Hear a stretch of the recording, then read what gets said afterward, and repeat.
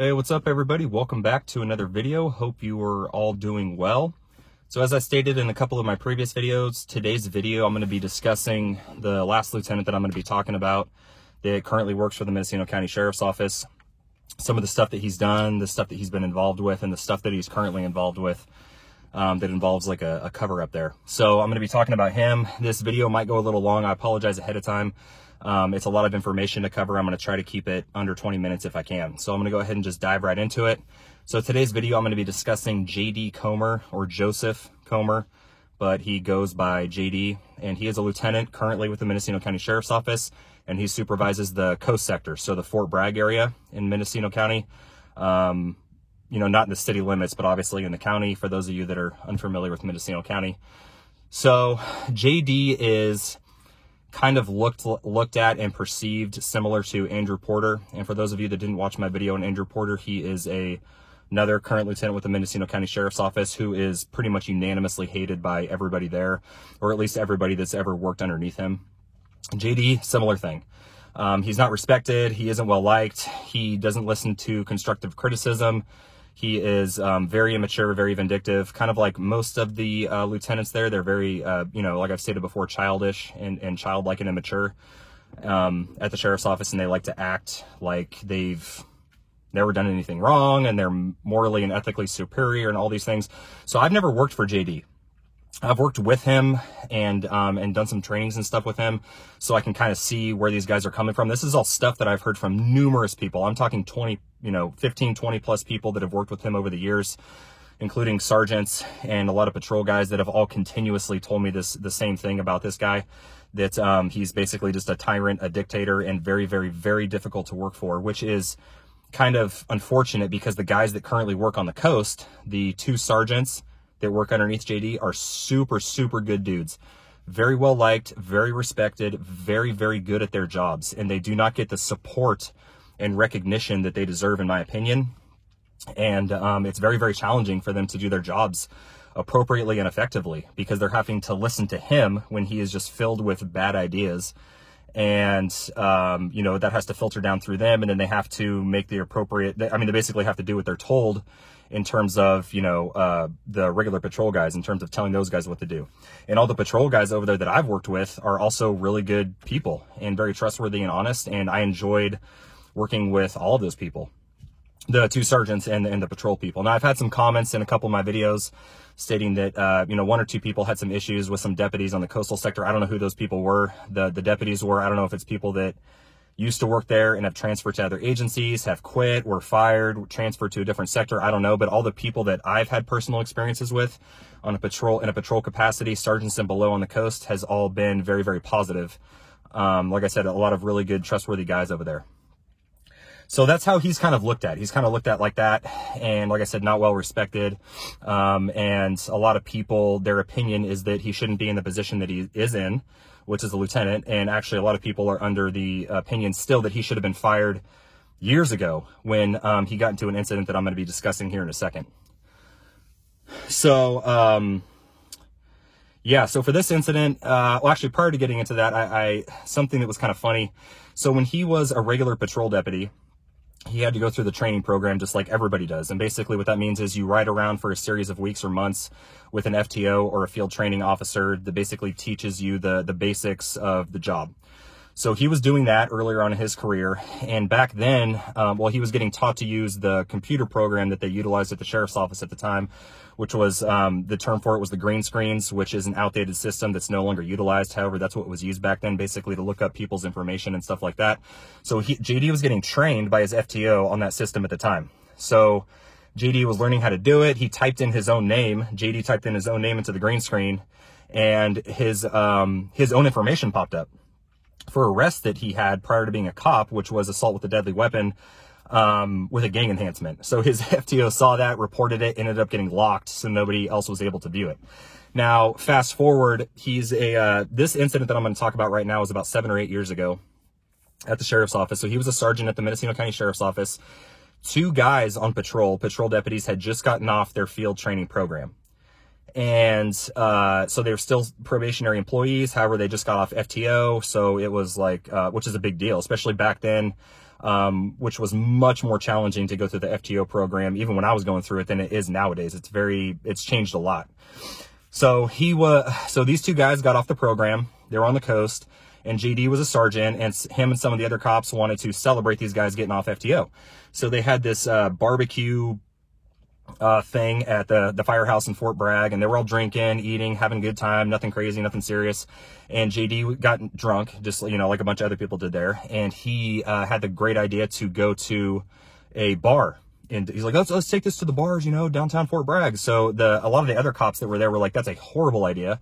You're not really supposed to go to bars off duty. It's looked down upon, frowned upon to go to bars off duty, especially in areas that you work. Also, it's frowned upon to do that if you're a sergeant, with your subordinates, let alone subordinates that are fresh off of training and still probationary employees. It's kind of one of those things that you're just not supposed to do it. So all those other cops said, no way. And so JD ends up leaving with these two guys that are fresh off training. Another cop left too, a deputy, but he wasn't involved in this incident, and he wasn't there for it either. So they're walking down the streets of Fort Bragg. It's nighttime. JD's drunk. These other two guys have been drinking too, and they're going to a bar. So JD starts running his mouth to one of the guys that was with him, and this guy happened to be a Iraq veteran, combat veteran. So JD starts talking crap to this guy, saying like, oh, I've seen more stuff on the streets of Fort Bragg than you ever saw in Iraq. I don't know why he would ever say that. Just, you know, being drunk and dumb, I guess. And the two get into a verbal argument. JD ends up punching this guy and basically instigates this guy to punch him back. This guy punches JD back, knocks out JD's tooth. And during this whole incident, and then the other guy that's just chilling there, like trying to separate this incident, and a random person, bystander, is across the street, starts yelling at these three guys, like, as they're fighting with each other. And then JD looks over, focuses his attention on that guy, and basically says, like, you know, starts yelling at that guy like he's going to kick his ass and come on over here and say that to my face, kind of a thing. So the guy obliges JD and starts to walk across the street. JD gets scared and runs away off into the night, and leaves these two guys, these brand new guys, there just chilling on the side of the road as this random dude's coming over to fight somebody. So the guy that came across the street thought that the other guy, not the guy that punched JD, but the other guy that was there, was the one that was yelling at him. So those two get into a physical altercation, turns into a big old thing. And Fort Bragg Police Department gets involved. They do a report. Obviously, it turns into an internal affairs investigation. Now, throughout the entire investigation with IA, the only person's statement who did not match up out of everybody's was JD's. So essentially, he ended up lying in his IA, and he put it all on this the other guy, the guy that was brand new off of training, to try to, you know, kind of get out of it. So like I said, his statement was the only one that didn't match up. Repercussions. So the guy that punched JD, I don't think he was reprimanded, or at least it wasn't anything substantial or serious. He continued to work as a patrol deputy for a period of time on the coast. He got tired of the sheriff's office and left to another agency. The other guy that was brand new also ended up they got in a fight with a random bystander. Ended up getting summary probation, court probation for like a year. Ended up getting off of that. Now, both of those two guys, solid cops, solid guys. I know them both. Very legit, very trustworthy. They were completely honest in the IA, and they were just a victim of circumstance, in my opinion. I mean, they were following, you know, their sergeant was telling them to go out with them. They're brand new. And when you're in that situation, I mean, you're going to be like, yeah, okay. And you're going to listen. But the fact that the sergeant, their supervisor, got them into that situation and then ran away and then lied about it, they ended up taking the fall for that, unfortunately. But like I said, really good cops. Like I said, everyone there on patrol, for the most part, at the sheriff's office and at Wills PD that I work for, like, really good guys, really solid guys, like the sergeants and below. And I've said that a million times, but I'm going to keep saying it because they are. It's true. So, yeah, both those guys are really legit. So what ended up happening to JD, his big punishment, just like the guy that I just addressed in my last video I did, was to take away his stripes. So he was demoted for like a year and then re-promoted to sergeant and subsequently to lieutenant. And it's kind of one of those things that at least at the Mendocino County Sheriff's Office, I'm sure this occurs elsewhere as well at other agencies. It basically just shows people, and this was said at the time, they're like, JD, we got to take your stripes away to make it look like, otherwise we're going to have like hell to pay. Everyone's pissed off. And a lot of people at that time wanted JD to be fired. That's why something had to get done. It looked like they were doing something serious, when in reality, they just took away his supervisor spot for a minute, gave it right back to him, and then he was later promoted. Because at the sheriff's office, you mess up, you move up. So that's ended up what happening to him. even though he started that whole thing and he was a supervisor and all that stuff, but he basically did that. And the funny thing is, Matt Kendall, who was later became an undersheriff, who's now the sheriff of Mendocino County Sheriff's Office, even said that he would never promote JD to lieutenant. He's like, that will never happen. And then it's funny because he ended up getting promoted to lieutenant. Just a little side thing. So that was that incident. And like I said, a lot of people wanted him to get fired for that, but he didn't. So he continued to work and very quickly got his position back. Now, this next incident I'm going to talk about is still ongoing. And I do that, and you'll see why here in a second. I did this video last because I wanted to confirm and clarify some additional information to make sure that I was as factual and on point as possible, because it's very, very, very serious. And, those people that say like, oh, all you talk about is rumors. No. First of all, everything I've discussed major is all documented, reports taken and stuff like that. With these guys that I've addressed, I do bring up rumors and stuff like that when it's relevant and I'm asked to, but this specific incident is all documented. There was a report taken. There was a search warrant written. There's numerous people involved and have knowledge of this incident. So this is all going to be straight facts. And like I said, I was trying to wait for additional information to come in. So I had to wait to do this video just to make sure that I had everything down.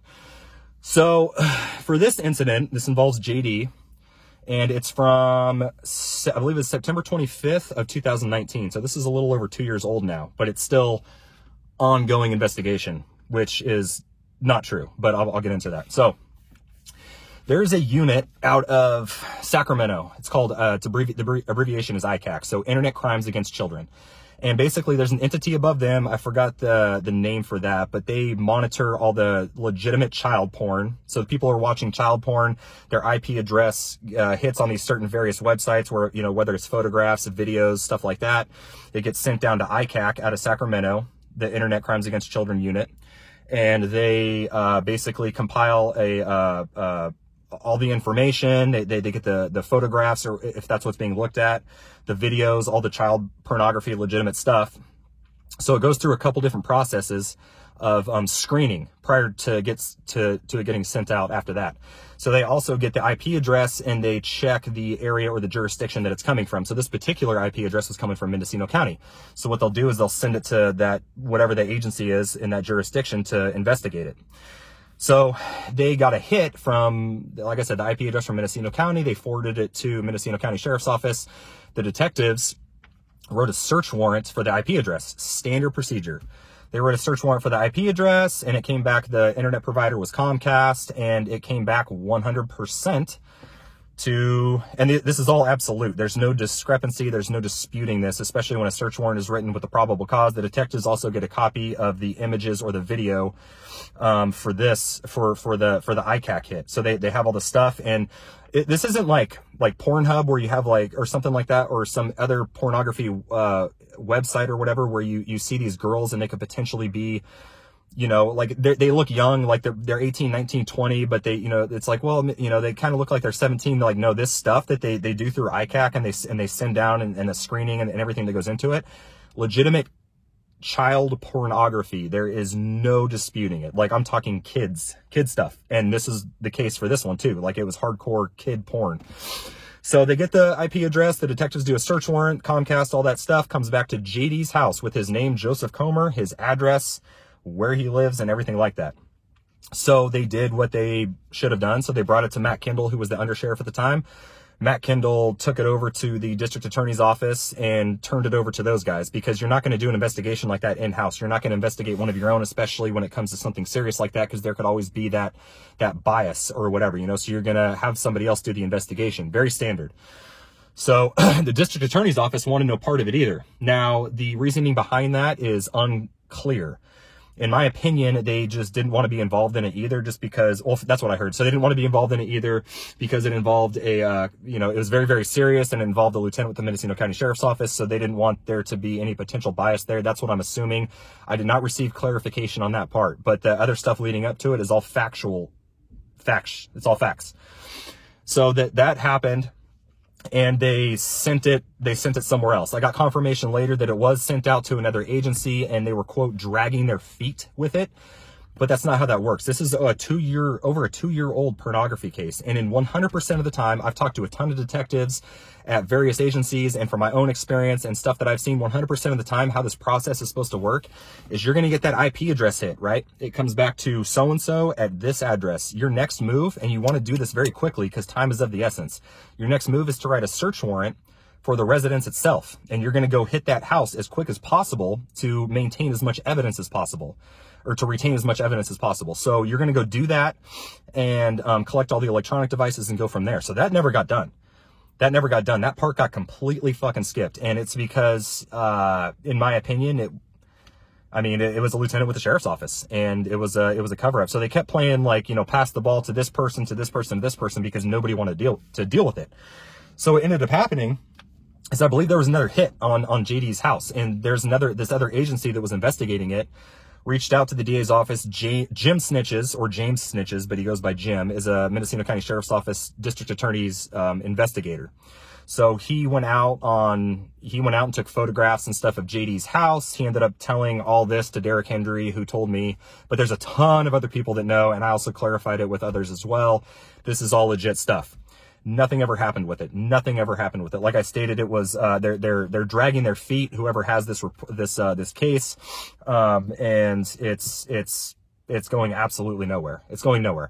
And in my opinion, it's because it involves a lieutenant with the sheriff's office. And how is that going to look if a lieutenant with the sheriff's office is potentially involved in child pornography? Now, the other thing that I've heard from these guys is that, well, a couple other people live with JD at his house, so it might not be JD.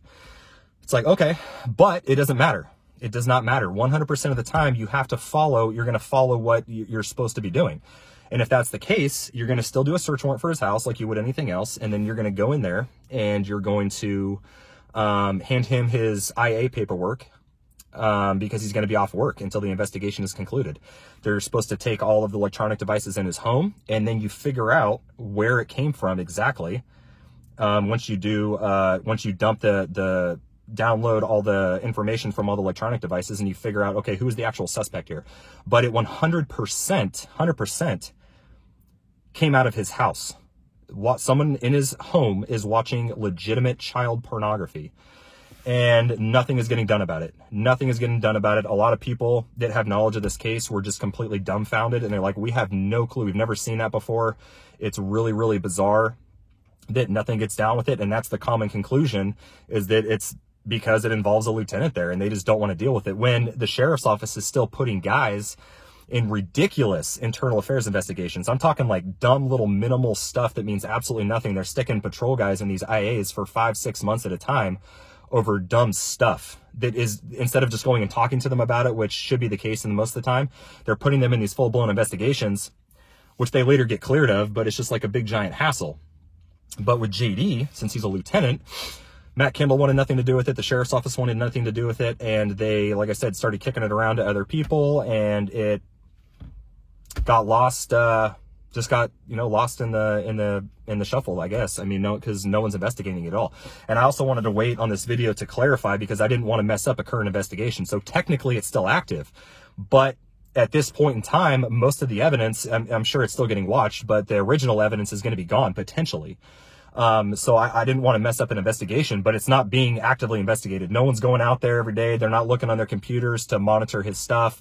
And in reality, that's not supposed to take that long. Over 2 years is ridiculous. A good time frame is probably a week max. Like for when you do the initial search warrant with the IP address to where you do another search warrant for the residence and hit the house. And you got to remember, a judge signs off on that original search warrant for that IP address. So it's all legit. It's the documentation, the photographs or video that was watched, which, like I said, was hardcore child pornography. So all that stuff is done. And a judge signs it off, and it's all legitimate. It's all factual. There's no disputing any of it. And all the detectives that I've spoken to, not just at Mendocino County Sheriff's Office and in my experience, but at other departments too, it's all the same. They all have the same thing. They get the IP address. They do a search warrant for the house 100% of the time. Time is of the essence. Every single detective that works a child pornography case will tell you that exact same thing, except for this. And no one knows why. Nobody knows why that was involved in that case. And Jim Snitches was the one that originally approved the report. So he's been involved since day one. So he has the, most knowledge of it in terms of, what's happening with it, where it's been, stuff like that. But nothing's happening with it. Nothing is happening with it. And it's just crazy to me, and no one knows why, because it should not take this long. It should not have gone down this route and anything like that. And this isn't a rumor. Like, it should have gone to the FBI. You know what I'm saying? Because obviously, like, the county is covering for itself, essentially. But I have, there's an ICAC number out there. There's a report number. There's a search warrant that was done. There's all this documentation proving that this occurred, and you can't hide it. You cannot hide it. And so, it's all there. And I don't know.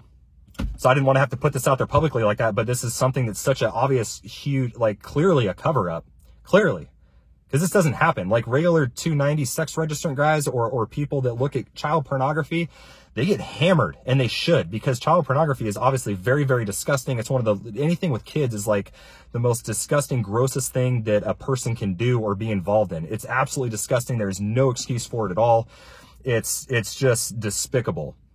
And the fact that they're, like I said, putting guys in these other investigations on patrol that is for little minor stuff that means absolutely nothing, but they're completely ignoring something this serious is absolutely insane. So I want to know why it did not get dealt with. Why did this not go through the normal procedure like 100% of the other child pornography cases that get dealt with at every single agency?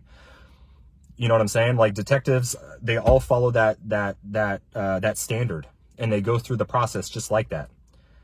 It should never take two. And I've asked tons of people about that. I don't specifically tell them this case, but I've contacted a lot of detectives, not just at the sheriff's office, just for additional clarification, even though I already know the answer. And I'm just like, hey, so this would never happen, right? This would never take over 2 years. Absolutely not. Absolutely not. It's the general conclusion for the guys that are aware of it, that it was a cover up as well. And it's all documented. You can't hide it. I would love to hear, the excuses they have. I would love to. I want to hear the backtracking that they do. I want to hear, how, really, I'm very interested. I'm very interested to hear the excuse for the clear, cover up that was done in this situation.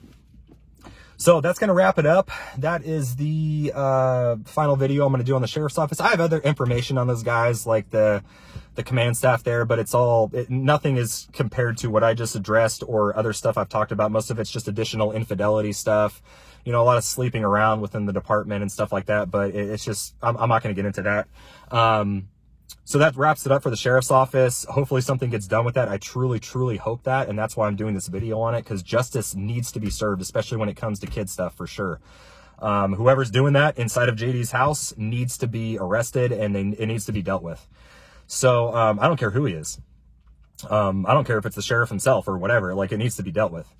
So that's going to wrap it up for those guys. Next week, I'm going to start in with Ukiah Police Department. A lot of people requested I do Kevin Murray, who was an ex-sergeant there. I'm going to do 2 or 3 videos on that guy, and a lot of stuff that people aren't even aware of that I have, that's, stuff that's actually documented. So I'm going to talk about him, and some of those things I'm going to talk about him gets into the administration as well a little bit. And then after I'm done with him, I'm going to lead into the current administration with the Ukiah Police Department. And then after that, I'm going to do something on Fort Bragg Police Department. And then I got plans after that. So lots of stuff coming up that I'm going to be doing. Keep it moving, keep it rolling as always. And that's going to wrap it up for today's video. Sorry, this ran a little long. Like I said, a lot of information to cover. So thank you all for watching, and I will see you in the next one. Take care.